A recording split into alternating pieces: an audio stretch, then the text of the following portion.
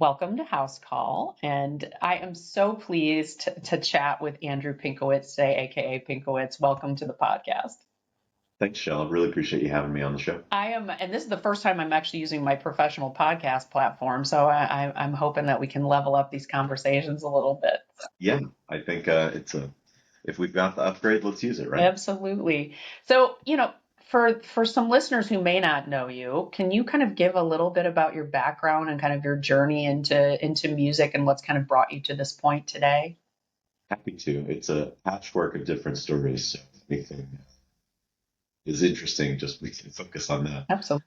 I started off with electronic music growing up as a kid in Texas, and I'm pretty sure it was an Eiffel 65 ad on TV that just like blew my mind. I was like, what is this track?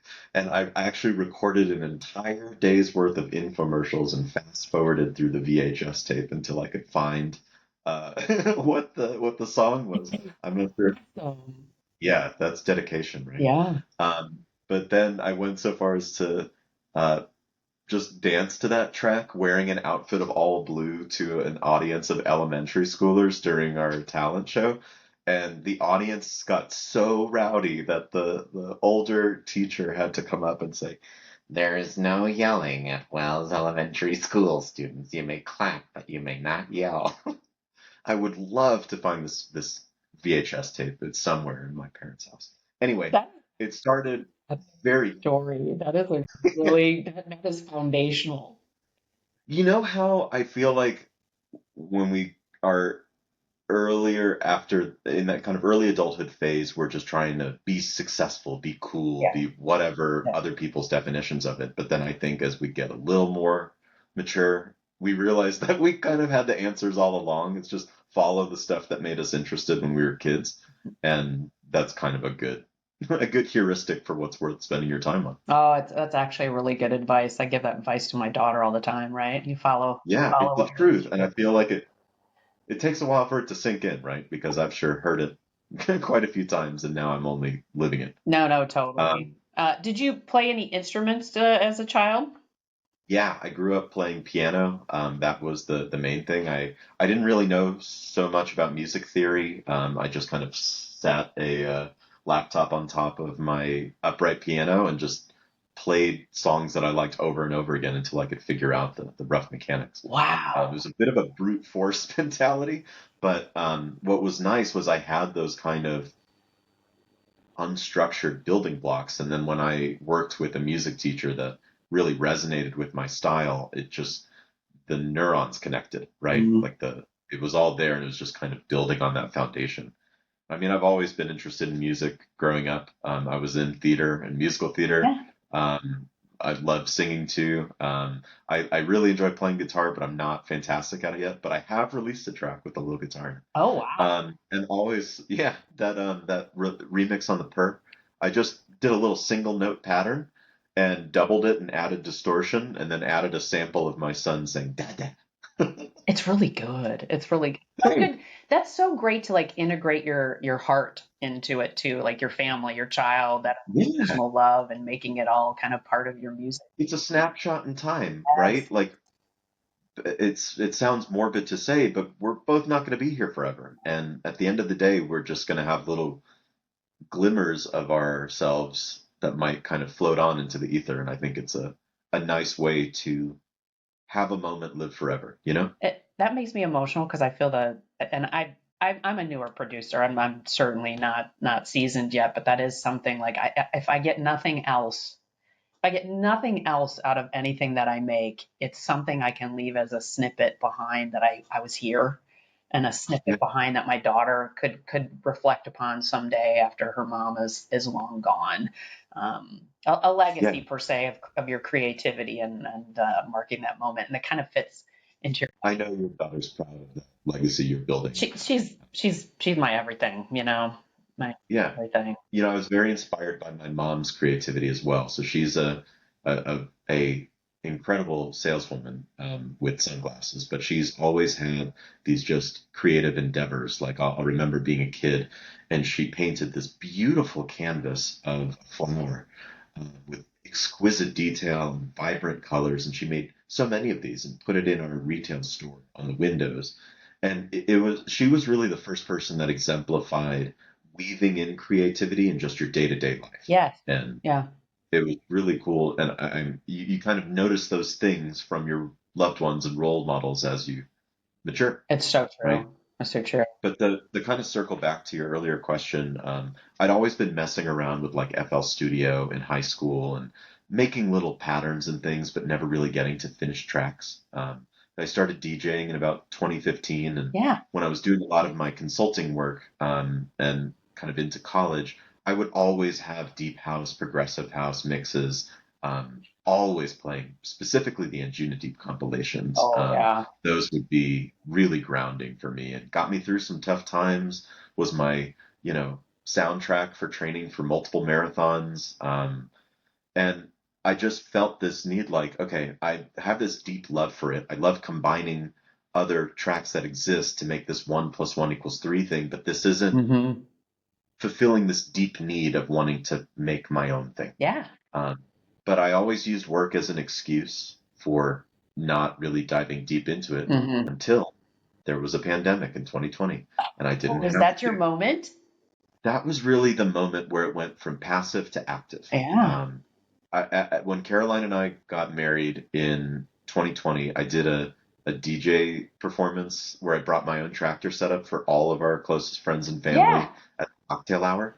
And I feel like it just scratched, it just like a switch turned on. Like, oh, I really just want to go all into this. Yeah. But then once the pandemic started and I wasn't having to travel for work as much as I used to, I had this kind of realistic view with myself that, okay, this is either going to happen right now, literally right now, Mm-hmm. or it's never going to happen.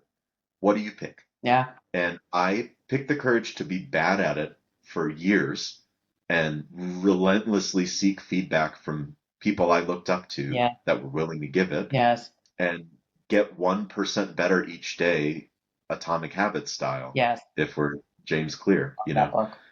But what's really interesting is you mentioned you're a newer producer. I think you're probably more seasoned than you think, because that imposter syndrome feeling for me never quite goes away. It's just Ever. managed. Ever. Yeah. Right. The moment you release it, And you're I've like, heard your that's tunes, and you've released on great labels like Future Avenue. yeah. So No, I hear you. yeah, I more just wanted to mention that feeling is managed, never really disappears. Managed is a good word. I think having the courage to produce at all is actually a giant step for most artists. Even getting Totally. past that first hurdle of like, I'm going to do this at all. Was it a hard decision for you? Amazingly, so it was hard in the sense of I started getting feedback from professionals, people I really looked up to. I'm like, be honest, what Yeah. would you play this in a club or not? And if not, why?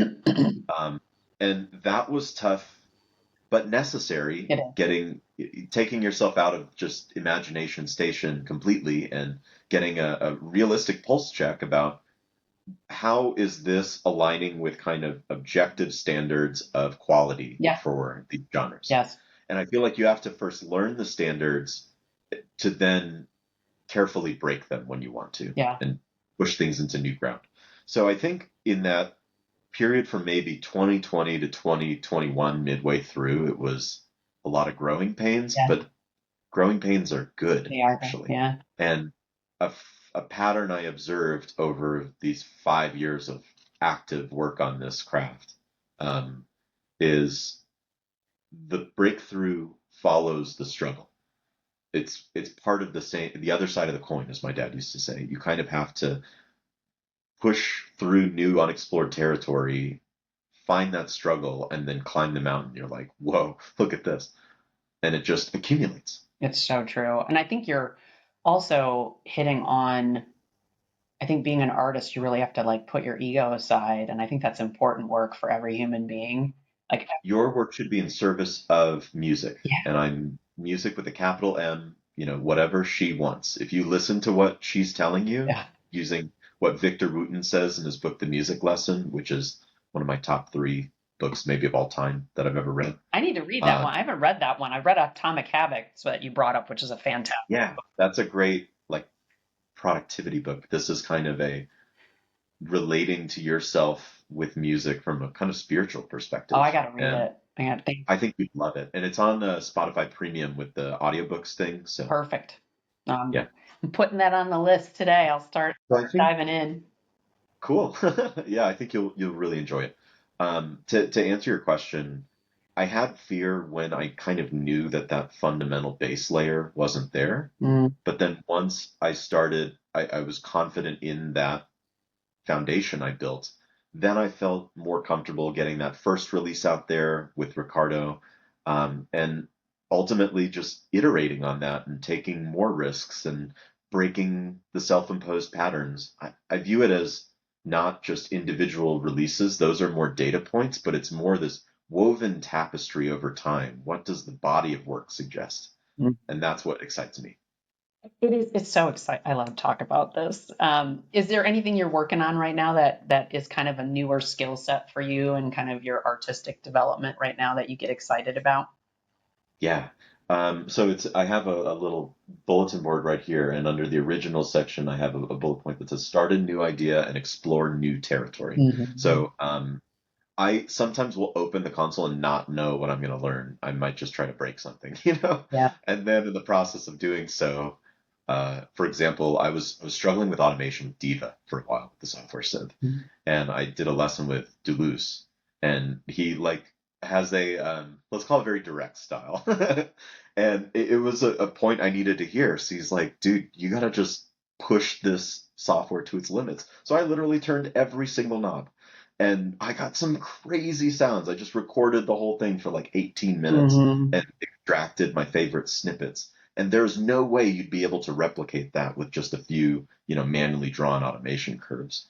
So I think it's kind of doing things that scare you a little bit, that Yeah. maybe seem a little too wacky, a little too crazy, that break your patterns. Hmm. Um, that's kind of what I'm focusing on. I've got some tutorials that I'll watch for the theory perspective, but it's also just whacking away at the reeds with the machete and seeing what you can explore. It's so I think having that one beginner's mindset, which you spoke about Always. earlier in your journey of not being afraid to be a beginner, right? And not being afraid or even worried about not being good.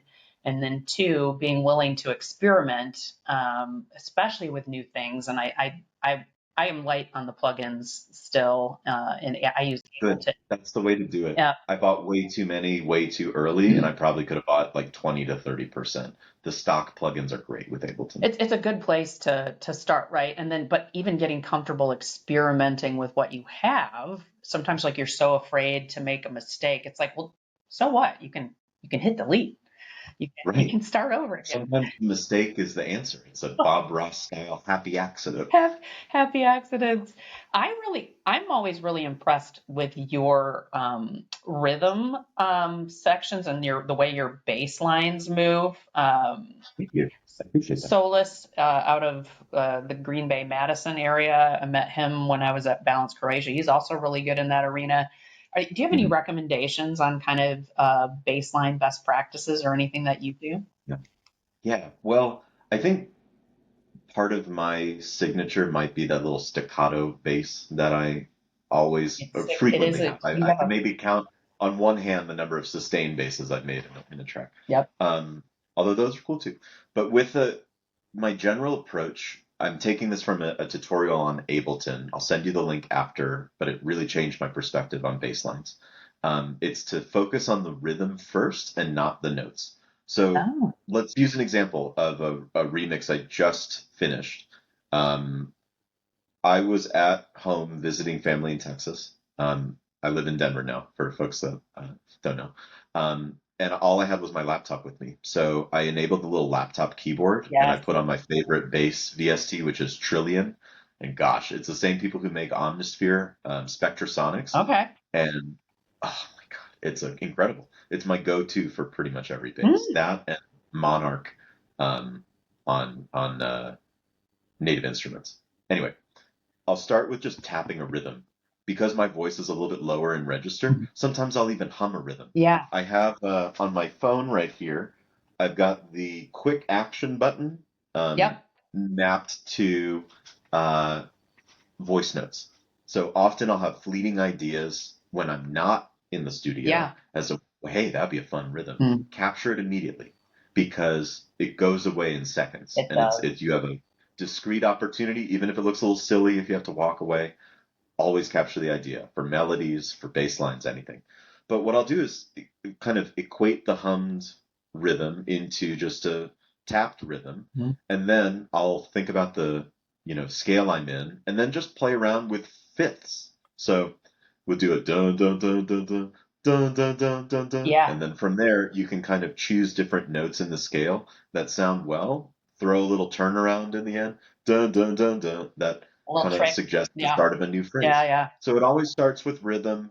You've got a kind of gritty bass sound that I filter with a gentle curve, Mhm. so that you get little remnants of those kind of saw waves, but it's not as overpowering as, say, a melodic techno song. Yes. Right. It is It's a a little little bit of the soft. best of both Yeah. worlds. Yeah. And then the other thing that I use too is the groove pool setting on Ableton. I use the Logic 16th note grooves Yep.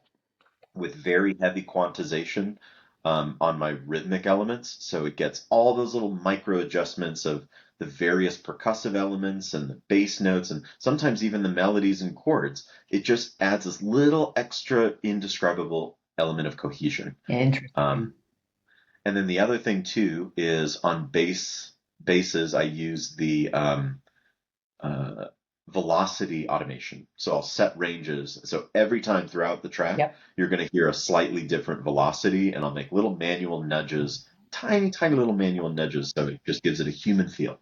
That does. That's pretty much it. I love talking about the human feel, which gets me into your music and Paul Lossov's music because I do think, and your sounds are different, but also both very distinct, but have that element of not being completely electronic, which I Cool. love. I I love. appreciate you saying that because what's a phrase I heard recently? It's hard to read the label from inside the bottle.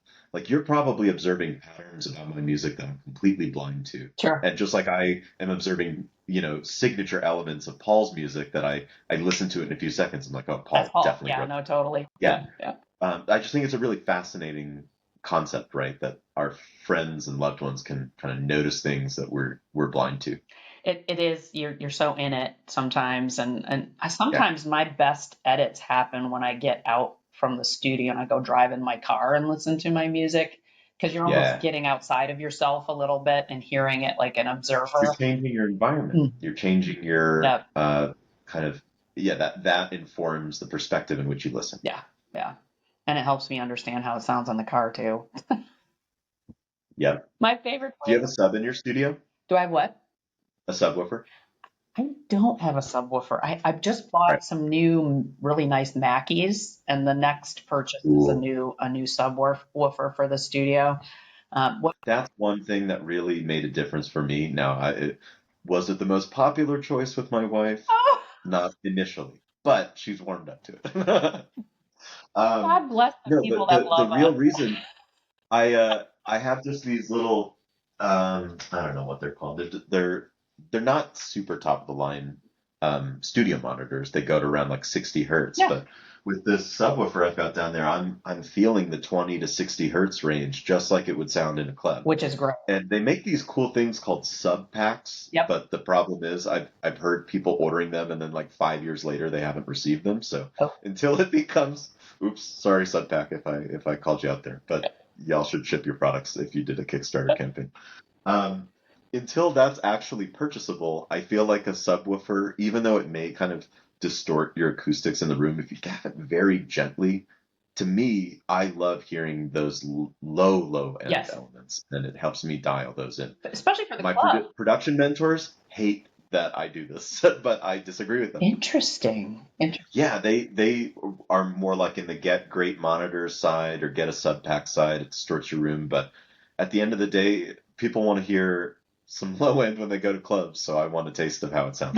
That's always my fear with my songs is if they do get played in the club because I'm not in the club every week right now. That's not where I'm at, and my journey is like I need to know how it sounds there. So that seems like a good shortcut or accuracy way to get Yeah, it. or the car test in absence of one. That's the closest I heuristic. have a very good car stereo, which helps a lot. So I have a Mark Levinson, which gives me a good feel, but Oh yeah. you know, better than that. My wife just got a new car and her stereo blows mine out of the water. I'm like, oh, Oh I'm driving no, nuts. go away. It's crazy because you can hear new elements of stuff you make that you didn't hear on the other system. It's so true. That is so true. I want to talk a little bit about music in the United States right now with Okay, you. I talk think about this it. is a hot topic. How's everything in Denver from the aspect of like how's the house music scene? How's the whole landscape and kind of these subgenre areas? What's thriving? What's working? What's not working? Yeah, wow. Lots of it. Well, I'm really grateful to live here. Like I said, I grew up in Texas and then moved here in 2018 and just love it. And I mainly moved here for the weather and the nature, as you can see by the mountain cap. Yeah. But I was so pleasantly surprised by such a vibrant music scene. And there's actually a very clear reason as to why. A lot of folks are going to be stopping at Denver International Airport on the way to LA or to the Northeast on their big tours, It's true. right? So Yeah. it's a natural point to, hey, why don't you do a show while you're in Denver? And to see the evolution of where it's come from just 5 years ago. There are kind of local venues that aren't really around anymore. But it's becoming quite large, and I think with kind of large corporate interests moving in, there's advantages Yeah. and there are things that you lose in that process. Yeah. I think though that I'm very happy to see kind of the vibrancy of this community get recognized next to some of those bigger markets. I predict Denver will continue to be growing and might be very well a contender to your LA's, San Francisco's, New York's, London's, Ibizas. I think it's struggling right now in San Francisco and LA, like truly Yeah. struggling. Yeah, yeah. Tell me about that because I've worked with promoters here. They're like, oh, it's no SF, it's no LA. I think the heyday for SF in LA was the early 2000s for like if you're looking at like progressive house and kind of the underground scene. Like I used to play at 1015 Folsom in San Francisco in the early 2000s. Super great groups, Fun Day, all of those release with Martel and DeVille. Now, I mean Jerry Chu, who owns Droid 9. I know Jared. Yeah, he's awesome. He's doing a great job in San Francisco. It is intimate though. And then I think Yeah. the ones that are getting like into the big clubs right now in San Francisco tend to be tech house. Like it's a tech Yeah. house focus. And that's the case here too. Yeah. If you want to pack a room, play Tech House. Yeah. There's this very deeply passionate, progressive subculture, deep, organic. My favorite. But what's that? My favorite. Mine too. Mine too. I view my music, if we were to draw like a three-circle Venn diagram, right in the intersection of deep, organic, and progressive. Same. Like that, Yeah, those yeah, are kind of the yeah, yeah. stylistic elements I love. Yeah, me too. But I will say, it may not be the biggest community, but it is a deeply passionate community. Like 100%. if you get the right event with the right artists and the right venue with that kind of deep, organic, progressive flair, and there's enough people that know about it, like they can be really great events. I think like seeing the All Day I Dream event at their previous location, which was at the Levitt Pavilion in this big, massive amphitheater, like that was a foundational Yeah. experience for me. Oh, total. I love All Day. They do a great job at Treasure Island here in San Francisco when they Yeah. come down as well. And Can I make a shameless shout out for something I'm really stoked about? please do. Enamor played one of my tracks in the All Day I Dream radio in the latest episode, so it's the first track to start the mix. Oh, It's you a got the collaboration I'm opening doing with spot. my That's friend always, Nez. What's that? you got the opening spot. That's Yeah, bueno. yeah, I'm pretty stoked about it. No, Um, that's huge. Congratulations. Good for you. appreciate. I'm not surprised. I think you make amazing music. And I didn't know that you were kind of newer as well, COVID era, newer to making it. I feel like you've been doing it for a really long time. I think that's the benefit of all that, those kernels of experience throughout childhood is that I'm not sure if it's fully accurate to say 5 years. I mean, it's 5 years of active work, but there was just all this roots growing underneath the soil, so to speak, for so long that only recently did the shoots emerge out. It's awesome. Um, Back on the scene side too, I just came back from, I went to Balance Croatia. I was so excited. Yeah, it looked like so much fun. I think of every event I've ever been to, from an aspect of it feeling organic, natural, it was on the sea, on like this little alcove on the sea at this garden resort, and talk about kind, respectful, deeply embedded people in the music we all love. It was, I would say, 60% music people and the rest Cool. fans. And to me, it was like this epic, amazing networking and just, I hadn't been to events where people were so kind and respectful in the crowd. And I had a great time. It's interesting. You're not the only person that went that said that. Like, it's pretty much what everybody who went is telling me. Yeah. I think that's really encouraging, honestly. I think that's what these festivals should be all about. And I also, it's, to number two is I think it's a very humble group because nobody talked about going in advance. I didn't. I felt like it was like you don't want to brag. It's not about that. It's more about, but I should have talked about it because then I could have met probably 100 more people where afterwards they're like, oh my gosh, I was there too. And I'm like, how did we not run into each other and say hi? So Yeah. highly recommend next year, both from a business networking aspect, a music connections aspect, and really, I I was super inspired. I wrote a song in my room that I'm really pleased with. Yeah, super pleased. Honestly, those ideas on the road when you just have that completely new burst of inspiration and fresh environment, those are some of the best ideas. It's so true. And I do want to So ask you about. kudos to you for not just having the idea and let it just float into the ether. You took action on it. I felt compelled, and I do want to talk about your recent travels up north.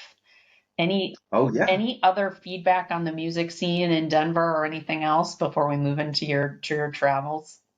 Hmm.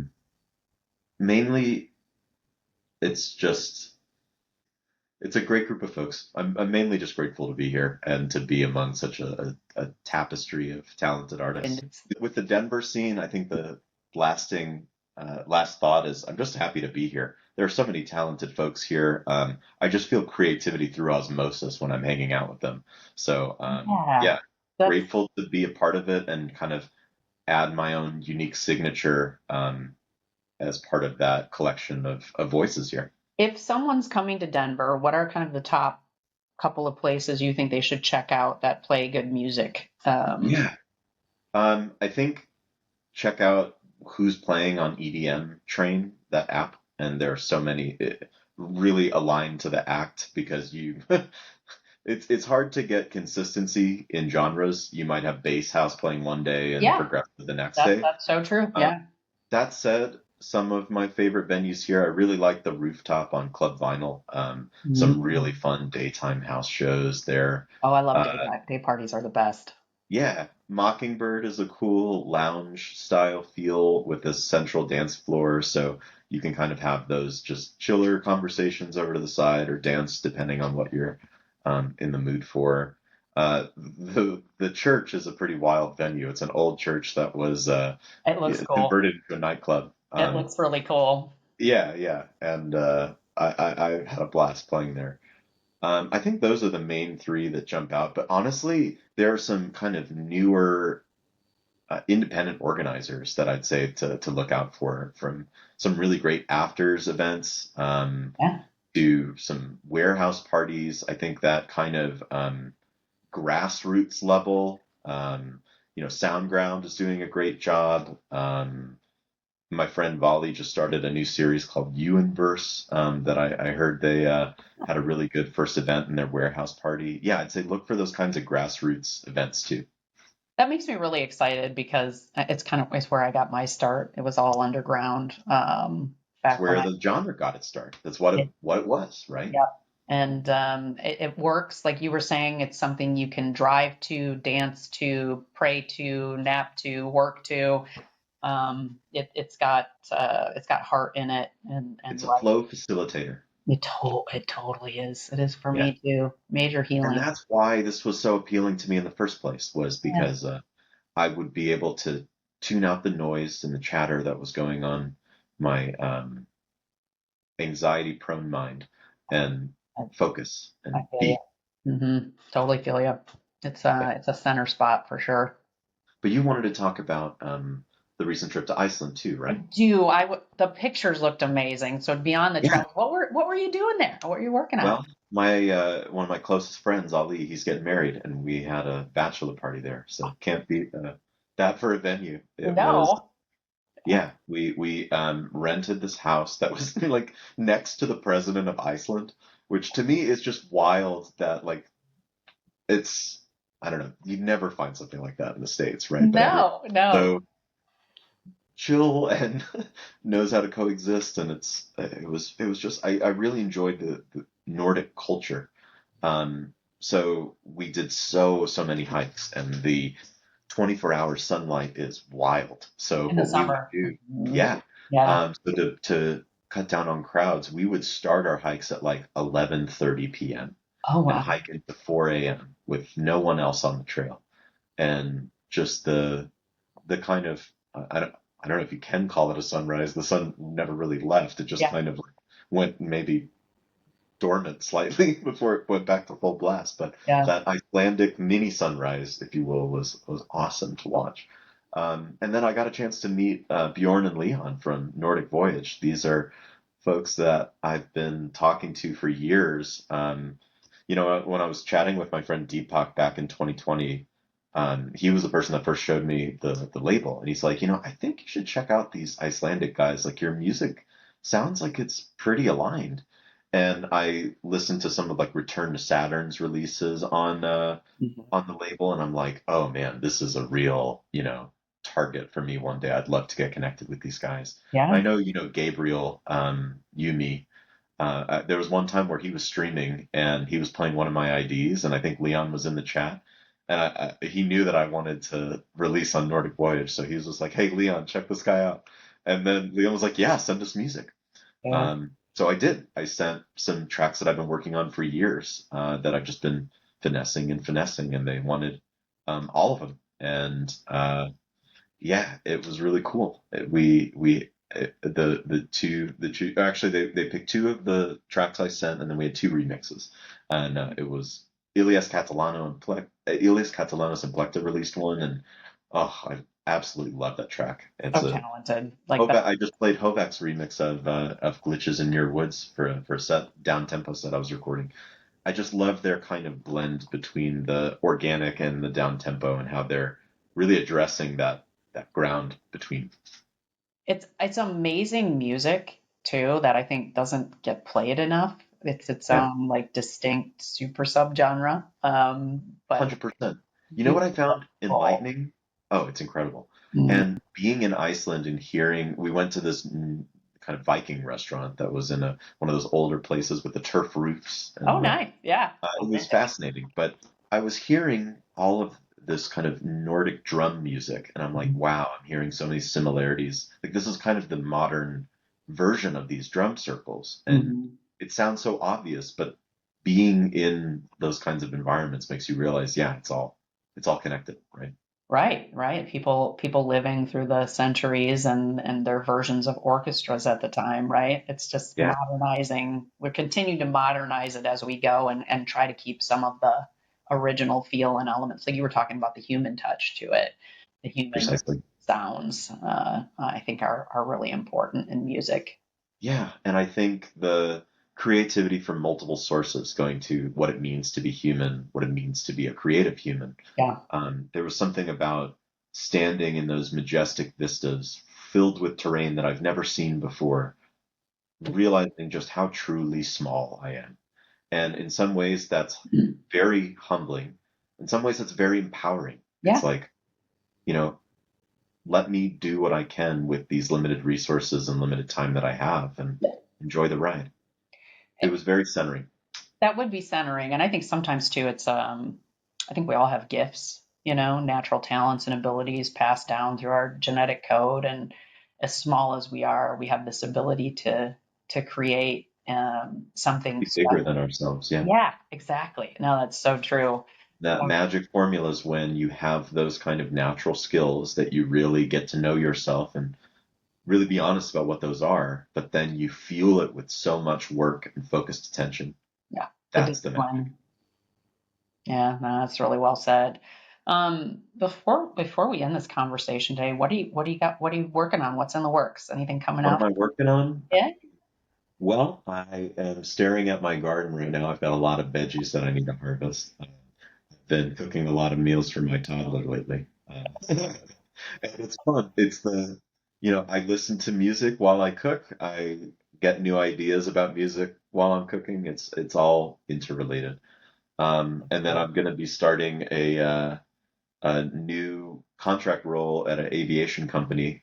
So I've got a few weeks of just getting stuff done around the house before that kicks up.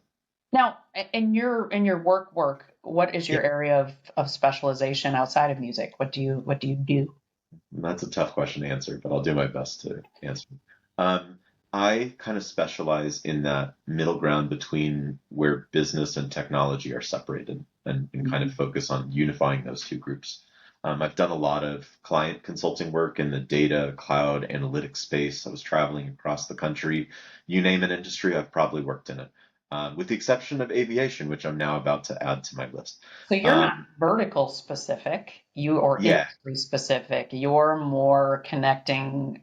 There's a lot of confusion that happens, right, around yeah. business to technology and the disconnect that happens there. Precisely. Yeah. And there were a lot of people I've worked on over my career that are uh, more proficient with me from a hands-on keyboard perspective. Like I'll never be able to compete from a level of being an extremely seasoned developer. But what I Yeah. can do really well is cut the noise and find the signal and Yeah. map things to why would a business owner sign the check?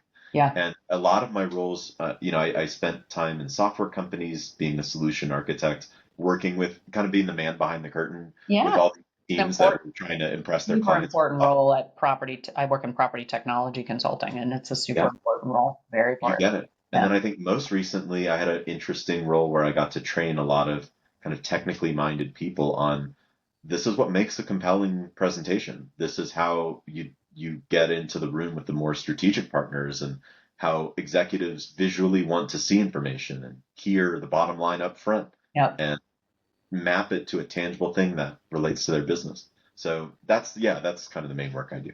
I love that. I have two things before we wrap up. One, Sure. what would you tell someone who is considering in their heart and they know they want to make music, but they haven't started? What would Start today.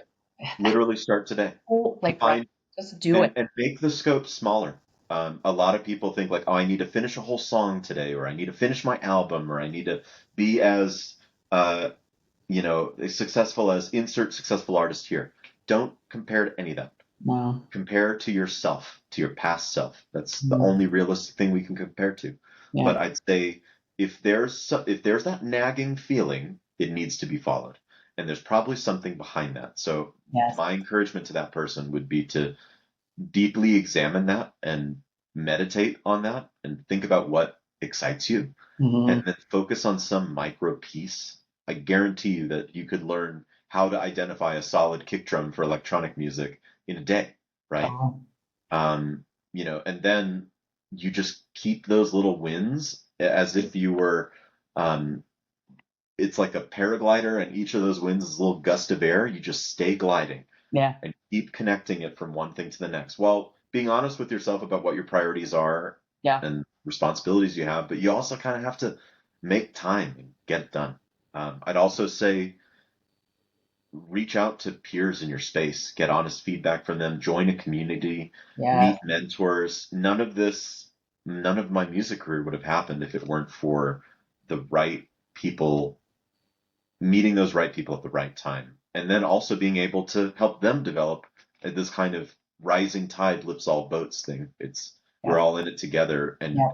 when times feel really tough, you may feel fired up for like 6 months, maybe a year, maybe at that year and a half mark, you start doubting yourself, and that once you get to that little critical period, um, that's when it's even more important to double down, right? Because it's not based on something objective. It's just the stage mother, to use Brene Brown's term, just kind of chipping away at that love. And when you separate the external results, I mean, look, we love external stuff. We love seeing the crowd dance to our music. We love seeing our music chart on Beatport, seeing it on radio plays, but that's not why we started. I mean, if it is, then maybe it's not the right reason to be in it. Yeah. We started because there's some creative fire burning within us that could not be extinguished that we needed to explore. So I think it's just pursuing that, learn the standards of quality so that you can carefully break them and make your own signature and whatever that means. And don't be afraid to piss off your teachers. They don't know everything. I'd say when you solicit feedback, um, collect multiple sources of feedback. And if you can identify patterns across it, those are probably the best things to look into. That's If you have a deep feeling that like, I'm not sure I fully agree with that, and you've got that base and fundamentals, sometimes you need to trust that feeling too. that's the you in it, I think, sometimes, right? Things that you won't give up, or learning to trust yourself in that process. I love the themes on feedback. That's really important. There's It's definitely everything. Yeah. nuggets in there. Before we hit record, you mentioned something that I think is also important here Okay. about what to expect from the music with regards to making money or doing it for yourself. Oh, sure. And I thought you had some really wise words in Yeah, that regard. of course. So I think there are a few things. If you want to make money with this, you need to be kind of you treat it like a business. I mean, I have a single member LLC. I'm doing estimated taxes. I'm tracking all my revenue and expenses. Yep. I'm, actually booking gigs that are paid gigs, right? But at the same time, even after all this work, it's not that much cash yet. No. And I think what we were talking about was kind of what Elizabeth Gilbert mentions in her book, Big Magic, of how some folks demand their art or their creativity to pay the bills, and Yeah. then that's when the magic leaves. It's But I love because that. you I love have this sense of insecurity, it's not about the art anymore, it's about the money. hmm And if you can, I think Rick Rubin recommends this too, like find a way to pay the bills and get your needs met. And then once you have that base of safety and security, that's when you can really take those creative risks. Yeah. And I remember one thing we talked about is when you're doing it just for yourself and not for those external interests or external stakeholders, they can't dictate the art. You No. get to just go on this wild ride wherever you want to take it. And I think It keeps there's the tremendous dynamic. power in that. It keeps the dynamic In artistic. some ways, I almost pity established artists that have so many teams and stakeholders and all this. Because, like, are you just doing what they want, or are you doing what you want at this point? Yeah. No, oh man, that's a whole hour conversation on its own, It right? is, but isn't it empowering as an independent, smaller artist that, hey, maybe I'm not, popping bottles in a private jet, but at least I get to make the art I want to make and not have to answer to anybody. I, definitely a late in life bloomer in this regard, and I'm super glad I get to do it at all, and keep it about the passion. I Um, really respect too, if we talked about work, and I saw on your LinkedIn profile how you mention it and kind of connect it to the other stuff that you're doing. And I've kept these lives very separated, and I'm only now realizing that that's not a viable strategy. I have to integrate it. yep. And you've actually been a role model for me as someone who's Aw. been very accomplished in their career and accomplished in music, and you're proud of it and you wear it on your sleeve. And it's inspiring for me. Thank you for saying that. I've actually been working with a professional coach for the last year and a half as I kind of figured out what was next, and a lot of it had to do with being the courage to be vulnerable Yeah. professionally, not like letting it all hang out, but the courage to actually say, "Hey, here's been my struggle. I have anxiety. I lacked clarity, right? And having that ability to kind of integrate both sides of you that actually make you show up better. I show up better as a work professional because of my music. I show Precisely. up better as a mom, as a partner, because of the music side. So why am I hiding it? And actually, it actually helps me attract, I think, a different kind of client.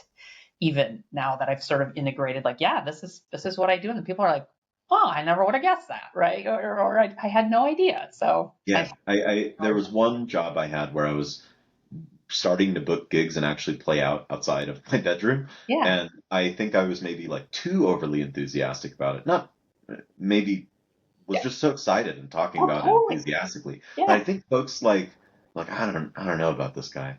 So then I think I went too far in the overcorrection of just never mentioning it to I coworkers. hear you. And now I feel like I need to kind of find a space in between those two extremes. Totally. It's all you, right? This is Yeah.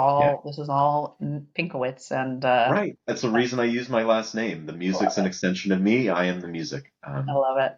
Big Yeah. fan, and I'm so appreciative that you I'm a said fan of you. Thanks for having me.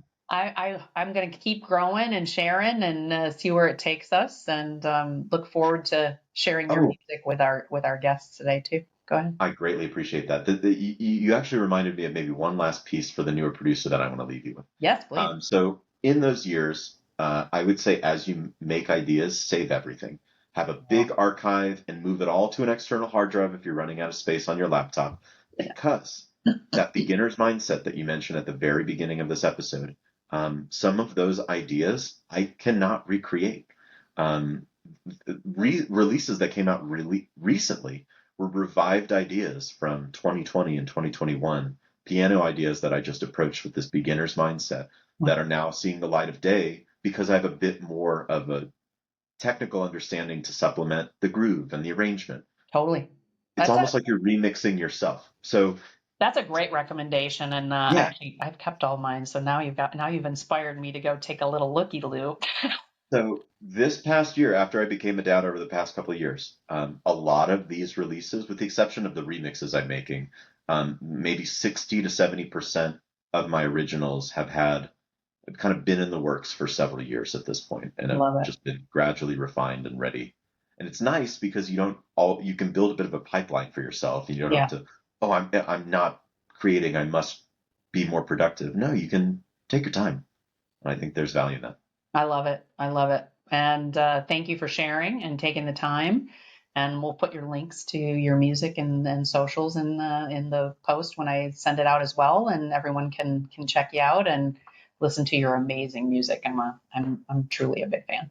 I deeply appreciate that. Thanks so much for having me. And for anyone listening, feel free to reach out if any of those tunes resonate with you too.